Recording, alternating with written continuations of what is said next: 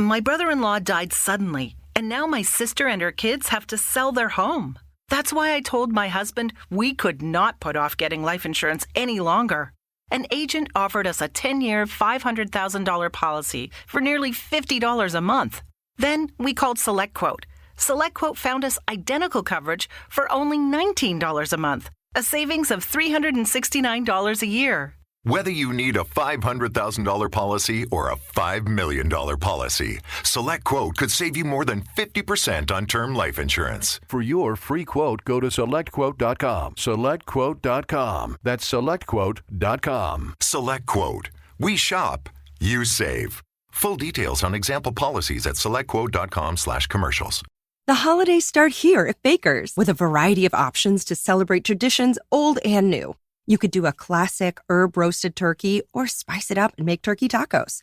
Serve up a go-to shrimp cocktail or use Simple Truth wild-caught shrimp for your first Cajun risotto. Make creamy mac and cheese or a spinach artichoke fondue from our selection of Murray's cheese. No matter how you shop, Baker's has all the freshest ingredients to embrace all your holiday traditions. Baker's, fresh for everyone. Hey, it's Jim Chapman reminding you that if you have not heard about Anchor, it's the easiest way to make a podcast. Let me explain. 1, it's free. 2, there's creation tools that allow you to record and edit your podcast right from your phone or computer. 3, Anchor will distribute your podcast for you so it can be heard on Spotify, Apple Podcast, and many more platforms. You can make money from your podcast with no minimum listenership. It's really everything you need to make a podcast in only one place. It makes it easy, folks. So do me a favor, download the free Anchor app or go to anchor.fm to get started. I'm Chapman with Chapman's Paint Place Podcast. So today we have a very special active guest. And when I say the word active, you look up the word activity in the dictionary, you would see my buddy here, Steve Bernard with Client Technology Services. He is an individual that if you're involved in any type of civic activity in Livingston Parish, there's a good chance you probably ran into Steve. And we really feel privileged, Steve, to have you here and learn a little bit more about you, because the one good thing that I've noticed about Steve more than anything else is when he's in his civic activity form, he doesn't say a whole lot about himself. He really pushes everybody else, and whatever it is they ask him to do, he's always there to help. So we're very happy and blessed to have him on the show today. So, Steve, how are you? Great. Good. So I want everybody to kind of learn a little bit more about you and about your business and what you do, since we can't get you to talk about it anywhere else. So how long have you been in Livingston Parish in this area? Well, we just had, wife and I just had 29th anniversary yesterday. So we've probably been, she's from here. I'm from Baton Rouge. So we probably lived here about 22, 23. Wow. Okay. So a while. Yeah. Once you cross that 20-year mark in Livingston Parish, you're pretty much from Livingston Parish. I also was a Baton Rouge guy, met a girl out here and moved to the Livingston Parish community in 1998. All the hot girls are in Livingston Parish. Absolutely. Pretty much figured that out. Yeah. So, in my, opinion, and most people's that I talk to that have made that change, it was probably the best change ever made in their opinion. So, you mentioned your happy anniversary. You are married to Shannon Bernard. A lot of people know Miss Shannon around here. She's also very active in the community. And I'll tell you a quick story about Miss Shannon Bernard. So when I got into the Chamber of Commerce specifically, I was looking for a way. There's been a lot of years that I've been wanting to learn how to market myself. And I sell Farrell Calhoun paint. And one thing I wanted to do was kind of highlight that I sell it. There are other people that sell it and they do a great job doing it, but I wanted to highlight what I bring to not only Farrell Calhoun paint, but any type of painter what I could bring to the table to make their life easier. So I was trying to figure out a way that I could do that. And I was at a chamber event and I saw a sign and it said Shannon Bernard representing Primerica. And I thought, that's perfect. That's what I can do. So I totally copied it. And I actually have an easy up tent. And if you look at the top of it, I had a local sporting center do the tent for me. But it says on there, Jim Chapman representing Farrell Calhoun Paint. So thank your wife. I'll have to do that. For that idea. Absolutely. Because that was something that really helped me. I was struggling with that decision, believe it or not, how I was going to word that to where when people thought about paint, they thought about me.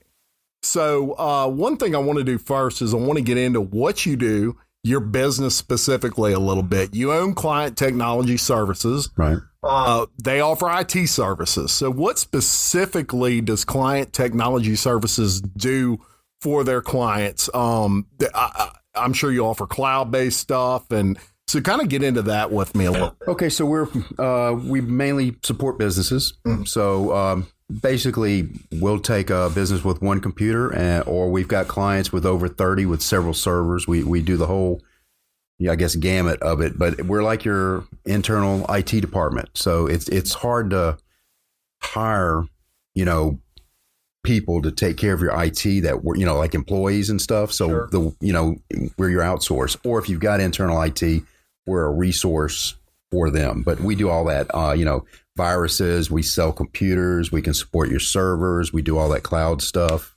Big deal nowadays, make sure you backed up, that kind of thing. Huge. Yeah. If you could do anything IT wise, if I had advice, it would be backups.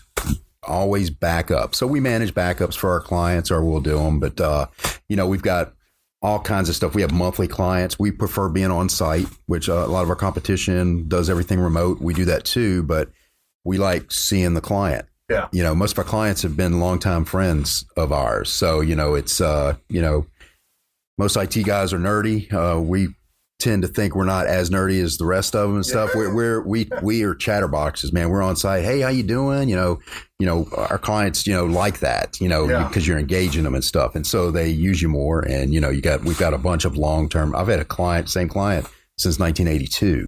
And that speaks volumes. Longevity in any business is important, and especially when you rely on clients to continue using you over and over again. So, to me, it kind of tells a story of your service and what you're offering that client, that they will continue to use you, because there's certainly options out there. Yeah. So that's all well and good. So you do set up cloud services. You talked a little bit about how important backing up your stuff is. I can speak to this personally because in 2016, Farrell Calhoun, for example, we were backing everything up. That was something we did in our daily task routine. However, we did not have a cloud. So what happened was, in our haste to leave the store, we did not lift that little, or actually it was a large box high enough up to stay out of the water. And so all of those color records that we had prior to that were flooded, destroyed. Had we had a cloud at that point, we wouldn't have had much of a problem. But we did. Since then, we went to a cloud-based system. So I would imagine you probably saw an increase in business after everything settled after that. And most of our clients, keeping them going, because after the flood, several of them got flooded. Yeah. And we were able to get them back, because the big deal is get back in business, as soon as possible and stuff. So I just remember driving down range right after the flood, and we had several clients, devastated. One building, everything's on the floor. All the walls fell down and stuff, and it was just, full of water. Yeah. But, a few months later, they're back up and running. Back rocking and rolling. We were actually waiting on the contractor. Wasn't anything to do with the technology. Fantastic. Now, what would you consider like your bread and butter clients? Do you have a specific bread and butter client? I guess our sweet spot is, if you've got maybe a server, if you've got at least 5 to 10 computers, that's a sweet spot. But like I said before, we'll take somebody's got one, because hopefully they'll grow with us. Sure. And so we take care of that too. But I like to say, I like server stuff. if they've got a main server where they store their information, they got 5 to say 10 computers. That's a great client. Yeah. Because that means they're using their stuff. They like technology, that kind of thing. Awesome. Yep. So we're all cruising along in early March, and then boom, pandemic. Okay. So business owners all over Livingston Parish had to struggle to find out, are we essential? Are we not essential? Obviously I would assume IT was an essential business.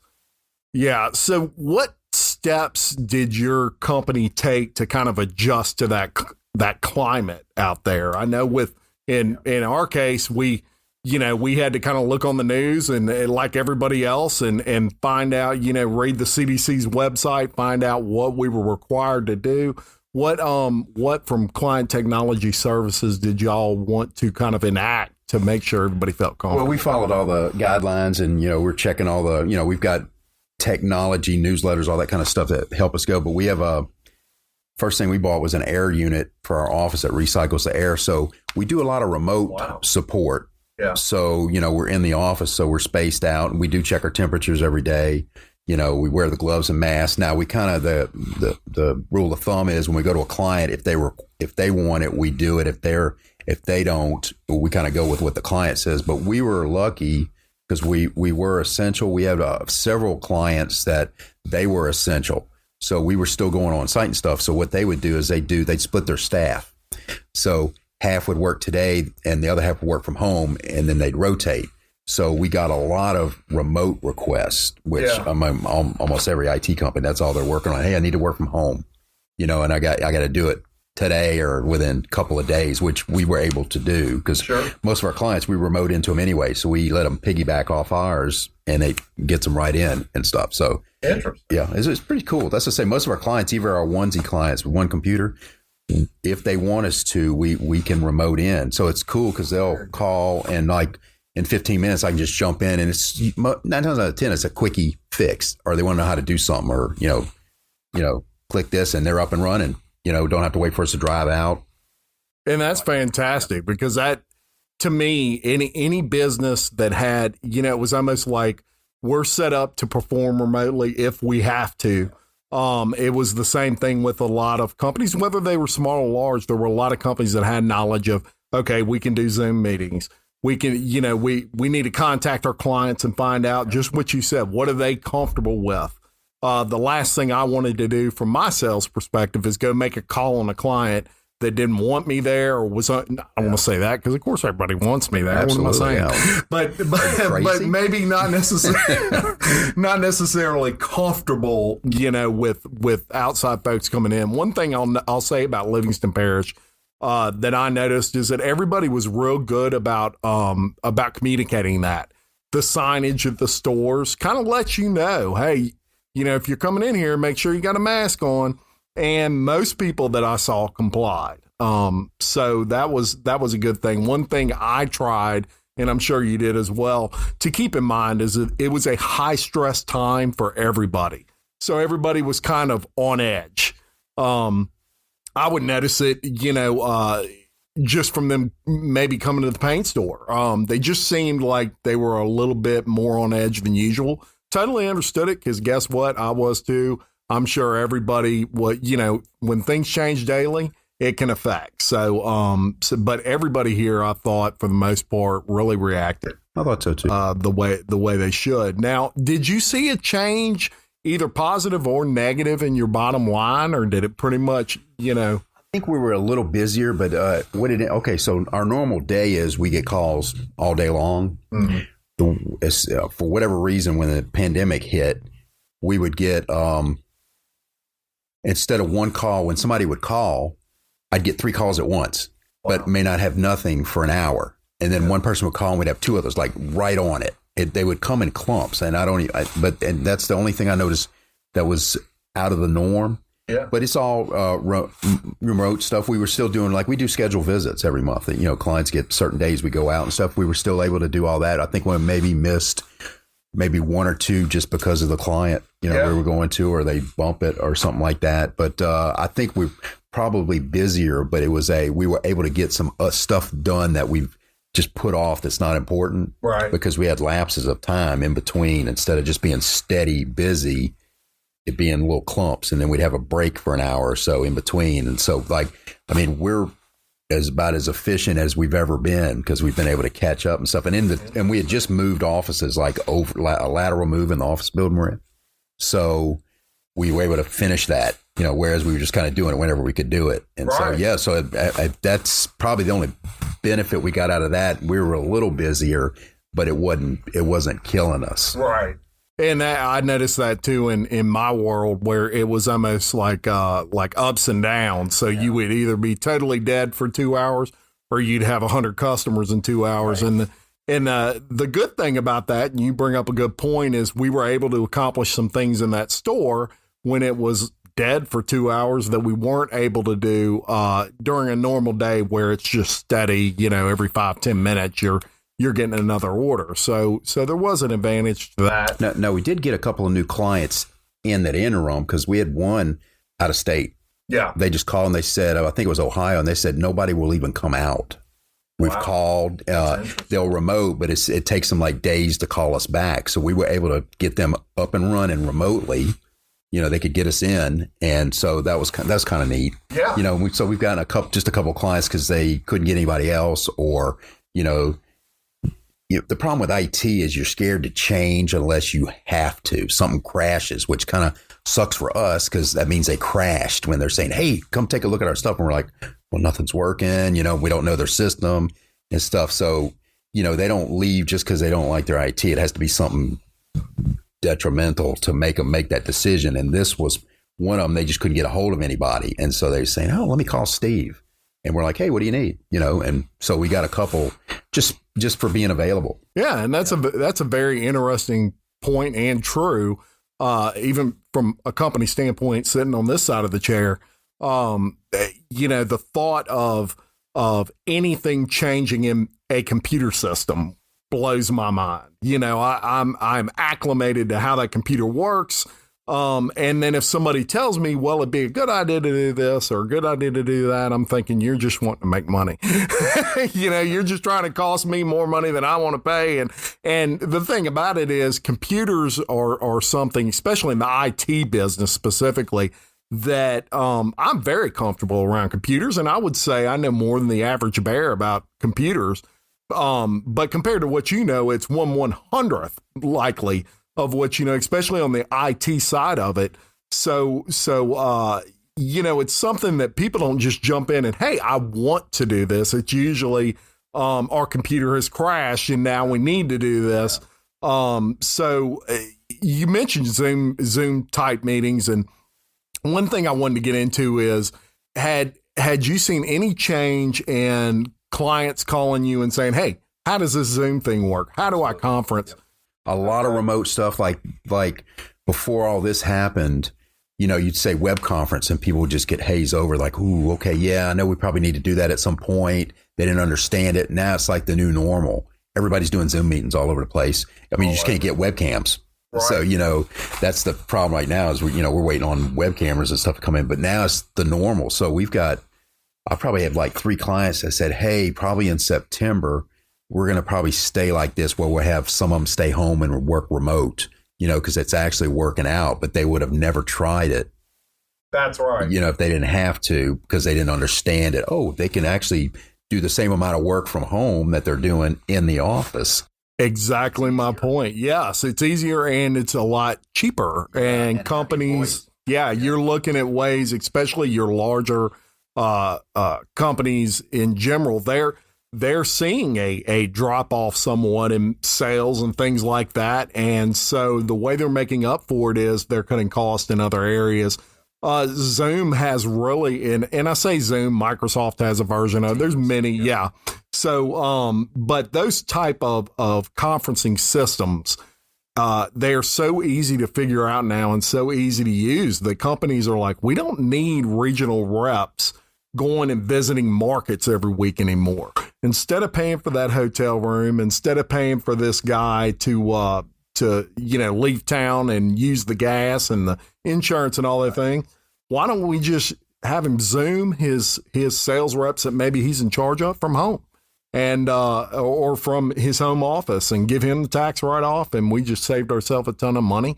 And that's a positive thing maybe to come out of that for a larger company that may be struggling with where am I going to cut some cost here because our bottom line's really getting hurt. Interesting stat that I saw. I'm in Leadership Livingston, and one of the things, you were in it. You graduated Leadership Livingston, as is your wife, and as is McHugh, who's sitting on the backside here. He's not saying much today, but he's the engineer and the brains behind this whole operation.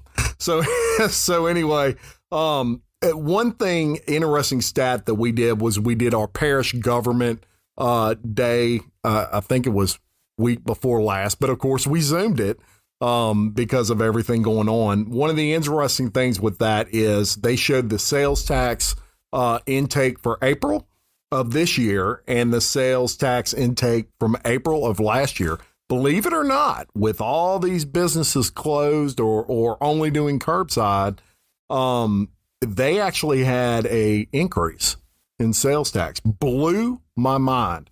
I would have never, assumed that, thought that. Sadly, it seems like it was kind of a feast or famine thing. It was either you were really, really busy or you had no business. And of course, all of us,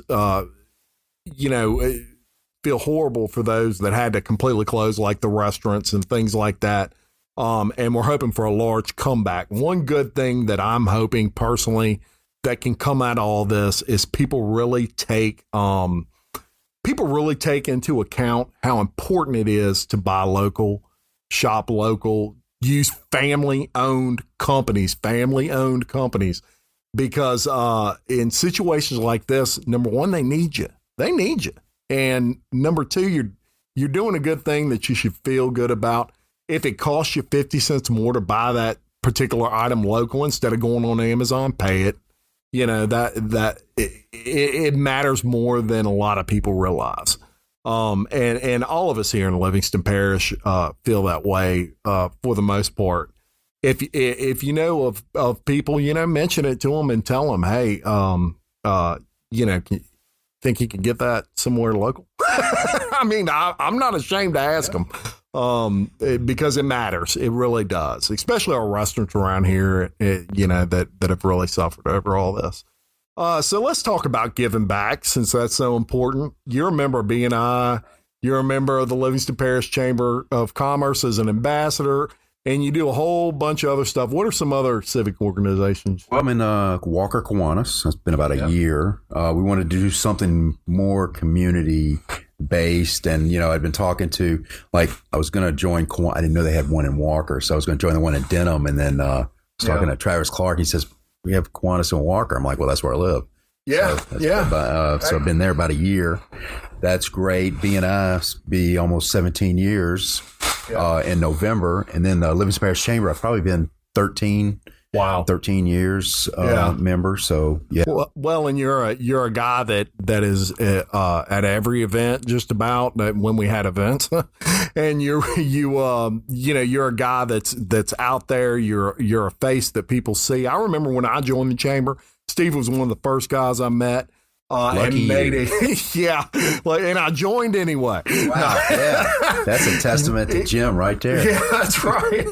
But you were one of the first people I met, made me feel extremely comfortable. To the point, it was funny. I went home and I told my wife, I said, "Man, there's a guy named Steve. He, super nice guy." And she says, "What's his last name?" And I said, "Bernard." And he says, "He works out at that place over there, Anytime Fitness or something like that." And I said, "Yeah." No, she works with Lisa Baker, who also works out there. Yep. And so it's funny. That's right. Lisa knows you. Yeah, we've talked about you before. Yeah. So it's almost like the 7 Degrees of Kevin Bacon or whatever. I'm like, wait a minute, you didn't remember that? So anyway, it's funny how the community is still small enough that you can run into people that know people and things like that. But being in all these organizations like you are and how active you are, you come across business owners all the time. People in, not only in this community, but active in this community. what do you think the feel is from these people as far as like the business climate? Does everybody feel like, Livingston Parish is going to be okay? And I think so. I love Livingston Parish. I mean, I was born, raised in Baton Rouge. As soon as we moved here, I'm like, we wanted to move here. Yeah. And I'm like, man, I love it here. This is, that's why I'm in the chamber and stuff. I love Livingston Parish. Yeah. I love it. After doing leadership, I mean, I would go home with a headache after class because it was so much information. I mean, it was just all mental. I mean, we'd see so much, and you think about it when you get home. It's stuff you never see. It's all in the background. That stuff like city and all that stuff. Exactly. Probably one of the best things I've ever done was the leadership program. And then we did, project and all that stuff but all those people I met in leadership, longtime friends now.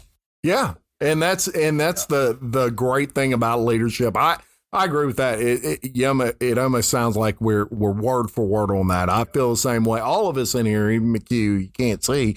You see enough of him on his morning show, but all of us are you two are leadership Livingston graduates. I don't know what you call me. Yeah, I haven't actually graduated. Yeah, you hadn't graduated because so kind of iffy there. So we'll have to wait and see if you actually get past. They may have to hold you back. I don't know. That's right. But hopefully I'll be the next one. But you're exactly right on the experience. It was crazy how many things. I thought I knew everything about Livingston Parish, even though I wasn't from here. I was from Baton Rouge. My wife was from here and had deep, deep, deep roots here. So is from here. And so from that aspect of it, I thought I kind of knew everything about Livingston Parish. No, I didn't. And there's so many great things around here that, and some upcoming things that I'm going to let those people announce, but upcoming in Livingston Parish that are super exciting. And so we can't say enough about our community. So with all of this, Steve, you're the busiest guy. I know you're one of the nicest guys. I know you'll do anything for anybody. Hobbies. Let's talk some hobbies. I know you have some, and look, Steve he's only 30, but he's pretty jacked guy. If you ever met Steve in person, he works out. Let's put it that way. So obviously working out's a hobby. We've talked about this. This man gets up at like 4:30. No. 2:15. See, just during the week. Yes, and he goes and he works out, and I'm like, man, it's almost like you meet Steve Bernard and you get to kind of know Steve Bernard, and you're like, then I fall you asleep. just feel inadequate in some ways because you're like, I've never got up at 2:15 to work out. Why not? What's wrong with me? But I'll tell you, it is it speaks a lot to the person you are, and then you see him, and it's 4:00 in the afternoon, and he's at some sort of civic activity, and his energy is as if he just woke up. How do you do this? I just don't sit down. Once I sit down, I'm shot. You're done at that point. You hit that recliner. I guess I've been lucky. I've always had some like energy and stuff. And just the reason I work out in the morning is I never know what time I get off. Yeah. It's easy because I'm a little OCD. I'm going to do it. Yeah. And so I just go first thing in the morning, but it sets my day. I'm in the office by 6. Yeah. Now, drawback is my clients know I'm in the office by 6, so the phone will ring or I'll get a text. Hey, you check this? It's like 6:30. Sure. But I get there because the phones aren't ringing. Yeah. I can get some. You prepare your day, get some stuff done. But it's been a gradual thing. I used to get up at 4 and just gradually moved it back and stuff. And I've got a routine going, but it sets my day. It really is something. You're right. It sets your day, and it's over with at that point. You get up, you work out, you do whatever you do for yourself in the morning. And that, that's something that you're doing for Steve. And thank goodness you have that because you do a lot for everybody else. And I'm lucky Shannon lets me do it. So, I can go. That's right. She takes care of the stuff at home in the morning and stuff. I'm out the door. Team effort all the way. And yeah, my wife would totally let me do it. It's just me doing it. I ought to blame it on her and say, oh, Wendy won't let me do it. Dang it, I really want to go. Yeah, she totally let me. I just, it's now you go to bed early. You go to bed at like 8 o'clock. 8:15 at the latest. Yeah. Which is great. That's a great habit to get into. for me, the 8 o'clock, I'll have to work towards. And one of my goals is to actually, for this year, is I want to be someone that gets up, goes and gets my workout in early like that and gets to bed early because, man, I'm telling you, ever since I was 18, it's, I've been one of those guys that I work deep into the night. And I get up, I don't get the sleep I should, really. I get up early as well, but not that early. But I do get up early, early to rise guy. And love what you do. I'll work and then I just can't do it anymore. It'll be like, okay, I got to stop. Yeah. But I love what I do. Yeah. I'm the same way. I don't feel like it's work. I feel like it's more kind of like who I am. And it's just life. I'll tell you this. I get stressed if somebody calls and we haven't called back in a couple of hours. We've had some, this is just new potential clients. So they'll go, well, we called our IT. They take sometimes a week to call me back. I'm like, a week? I'm freaking out if I hadn't called them. Like the next day I find out we didn't call somebody that called the day before. Right. Just, because it's called peace of mind. The client just wants to know, you may not fix it right away.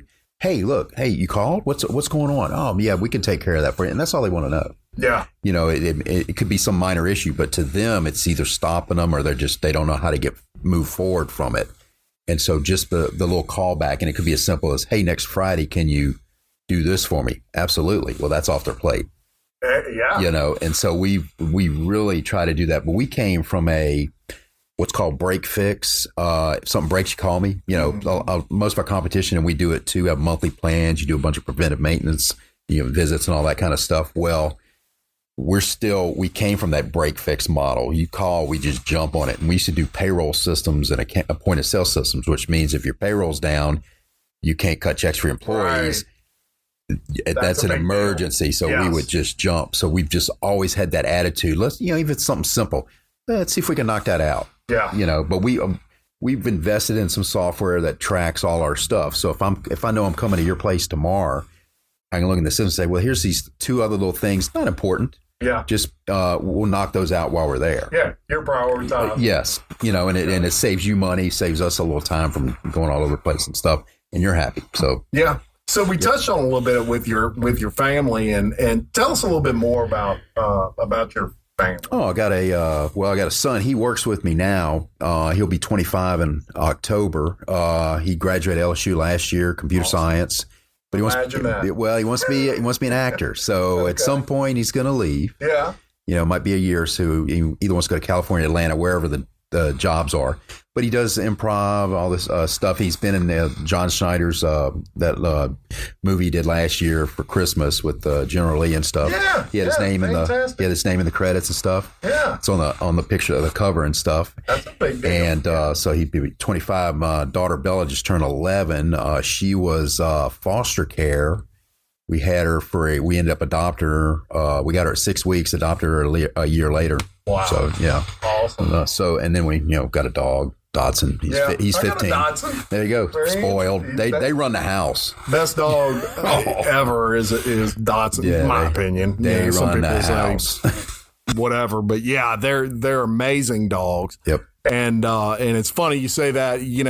I'm to the point also. My son is actually going to be a senior this year, and show you how pain on the brain I am, I guess you could say.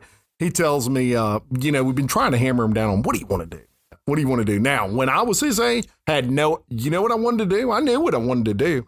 I wanted to play football. That was it. I'm going to LSU. I'm going to play football for LSU, and then I'm going to play football for the Saints or somebody, and that's going to be my life. And I was totally convinced of it. You could not. One thing about Jim Chapman is I've always had confidence if I believed I was good at something. And I believe that. Unfortunately, my body was like, wait a minute, man. You're like 5'10", you're like 190 pounds, and you're not the fastest guy on the field. And, heart goes a long way, but that was just in the advent of linebackers that were 6'2", 6'3", 240. Coming out of high school, they were squatting 600 pounds, and it was, I had to finally face the reality that maybe my heart wasn't as big as my body was, and all that. But long story short, my son, trying to hammer him down on what he wants to do, and he's doing great. He's got a 4.3 at Denham High. He scored a 32 on his ACT.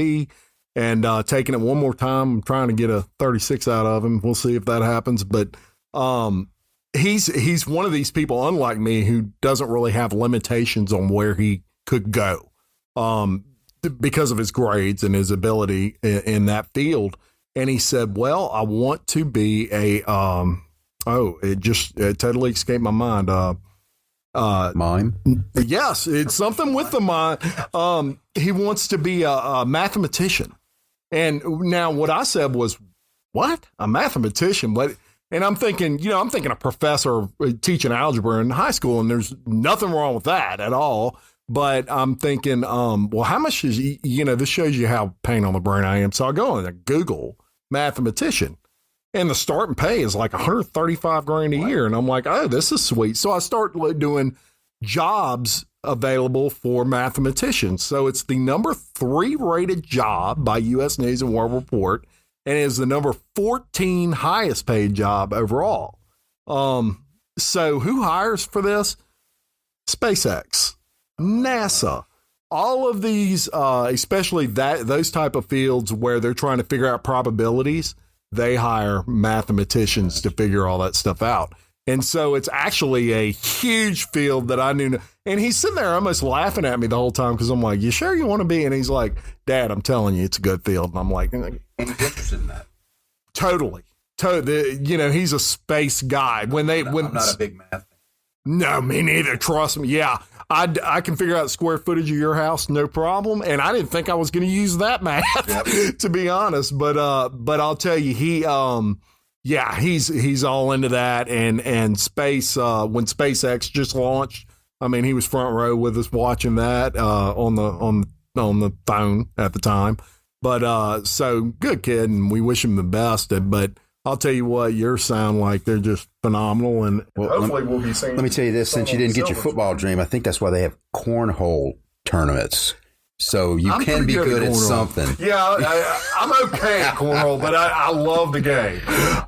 We were watching on TV, and it's like nothing I would ever flip channels to watch, but you can't stop watching. No, you can't. It's on. I'm like, look, some of these guys are good. It was like, okay, how do you do that every time? You just bring it. Yeah.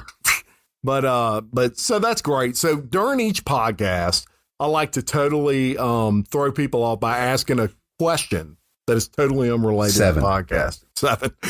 So this is just for fun. But who can get enough Steve Bernard learning about you? I can't even get it. So I'm going to ask you, and your not so expert opinion. All right. Did we ever, in fact, land on the moon? Yes. Yes. I think yes as well. Yeah. Now, and the reason I asked that question, it's funny because we were just talking about space. When I was looking all this stuff up for my son, I'm like, you know what I hadn't seen in a while and I'm going to watch was Apollo 13. So I put on Apollo 13, actually watched it, the whole movie for about the 200th time. Love that movie. But it got me thinking because, there's a big conspiracy that some people say that the flag wasn't blowing and it was blowing. And then somebody else says, well, it wasn't supposed to be blowing or it was supposed to be. I don't know all the outside information. They even got down to where he steps in the dirt on the moon and the puff of dirt comes up and they say that couldn't possibly happen in space. And then another guy says, oh, yes, it can. And so I was just curious what you thought, because believe it or not, I do know a couple of people who believe we did not land on the moon. They supposedly filmed all that. And then I have some that say we did, but they messed up the film. So they had to kind of repeat it they totally landed on the moon. There's no way that secret would last this long with that many people being involved. So that's, of course, all opinions. But yeah, I say we did too. McHugh, what do you say? Well, I don't know if folks can hear me, but I agree with you guys. I definitely think we landed on the moon. That's a pretty. If we didn't, we sure wasted a lot of money making people believe. Boy, did we? Yeah. I think we landed. I agree as well. But on Chapman's Paint Place podcast, you get it all. So we dig right into everything. So we're going to go ahead and wrap this up. But we want people to know how to find you on social media, website, phone number. How do they get in touch with you? It's Client Technology Services. It's client-tech selectquote.com is our website. You can even email me, Steve B at client-tech.com. We have our own Facebook page. You just search Client Tech. We've got Instagram, all that, LinkedIn, all that kind of stuff. Awesome. And you can find Chapman's Paint Place podcast at paintpodcast.com. All social media, including YouTube, by simply searching Chapman's Paint Place podcast. I'd like to thank my guest, Steve Bernard, the multi-talented McHugh David for his engineering, dare I say, genius. Dare it. The Livingston Parish News for the space, and all you podcast listeners for your support. Please like, comment, and subscribe, and share this podcast. This is the way we get it out there, especially with your friends and family in Livingston Parish. It's very important that they see how this community is doing from every perspective. And we can continue to bring you more of this great stuff. Until next time, I am Jim Chapman, wishing you peace, love, and paint. My brother-in-law died suddenly, and now my sister and her kids have to sell their home. That's why I told my husband we could not put off getting life insurance any longer. An agent offered us a 10-year, $500,000 policy for nearly $50 a month. Then we called SelectQuote. SelectQuote found us identical coverage for only $19 a month, a savings of $369 a year. Whether you need a $500,000 policy or a $5 million policy, SelectQuote could save you more than 50% on term life insurance. For your free quote, go to selectquote.com. Selectquote.com. That's selectquote.com. SelectQuote. We shop, you save. Full details on example policies at selectquote.com/commercials. The holidays start here at Baker's with a variety of options to celebrate traditions old and new. You could do a classic herb-roasted turkey or spice it up and make turkey tacos. Serve up a go-to shrimp cocktail or use Simple Truth wild-caught shrimp for your first Cajun risotto. Make creamy mac and cheese or a spinach artichoke fondue from our selection of Murray's cheese. No matter how you shop, Baker's has all the freshest ingredients to embrace all your holiday traditions. Baker's, fresh for everyone.